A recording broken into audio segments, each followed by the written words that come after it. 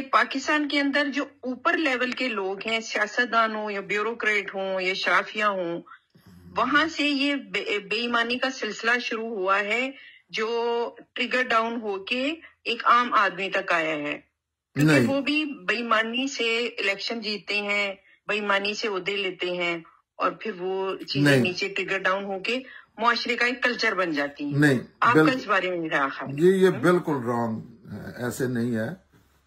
ये नीचे से ऊपर गया है, नीचे से ऊपर गया आपके ख्याल? 100% नीचे से ऊपर गया ना। सियासतदान कौन है, कहाँ से आए हैं? सियासतदान कोई लहदा नर्सरी में पैदा किए जाते हैं, जैसे ये मदरसों में दहशतगर्द या आलम बनाए जाते हैं।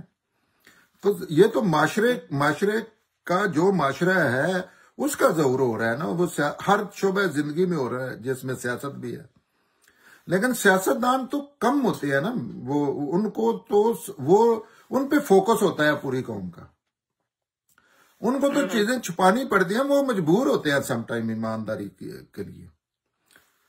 लेकिन असल में तो ये है कि ये निचले दर्जे से आती है। असल बेईमान माशरा होता है, हर फर्द होता है, हर फर्द तो गालिब अक्सरियत होती है, इतनी अक्सरियत होती है कि सांस लेना मुश्किल होता है, और नीचे वालों को तो कोई खास देख भी नहीं रहा होता। इन पे तो आप सियासतदानों की बात करते हैं, इन पे तो और इनके तो टीवी इंटरव्यूज और इन पे इल्जाम और लिखा जाता है और जो दुनिया की चीज की जाती है।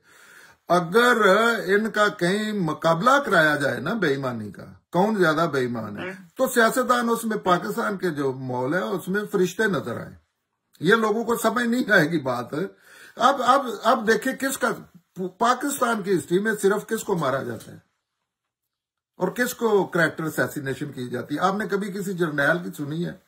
कभी किसी जज को इस तरह, जैसे इनको किसी को सादक और मीन और किसी को शैतान बनाया जाता है एडवर्टाइजमेंट करके, जो मालिक है। अच्छा जी। हाँ, तो माशरा जो है, ये लोग गलत बातें करते हैं, सियासतदान उस माशरे से उठ के आगे आते हैं, लेकिन उनकी जो जॉब बन जाती है, उनकी जो लाइफ जो भी वो कर रहे होते हैं, उसकी रिक्वायरमेंट बन जाती है। कम से कम उन्होंने शो करना होता है कि मैं ईमानदार हूं, और होते भी हैं, उन पे मजबूर भी होते हैं।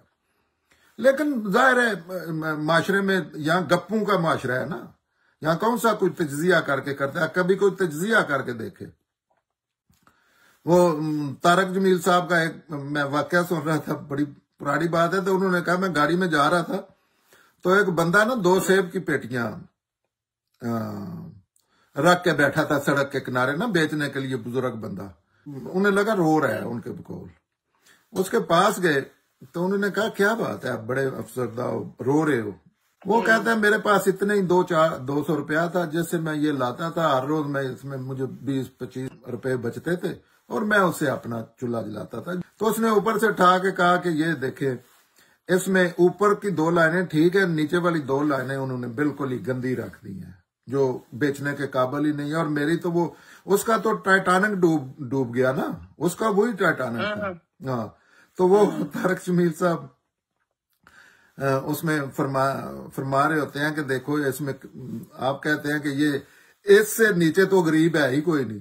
इसके पास 200 रुपए थे, जिसने ये सेब रखे हैं ना, वो तो उसके पास 200 रुपए भी नहीं थे, वो तो हर रोज पैसे लेता था लेबर के, और उससे और बेईमानी से वो भी बात नहीं आया। तो ये बिल्कुल सियासतदानों पे गलत फोकस हो गया।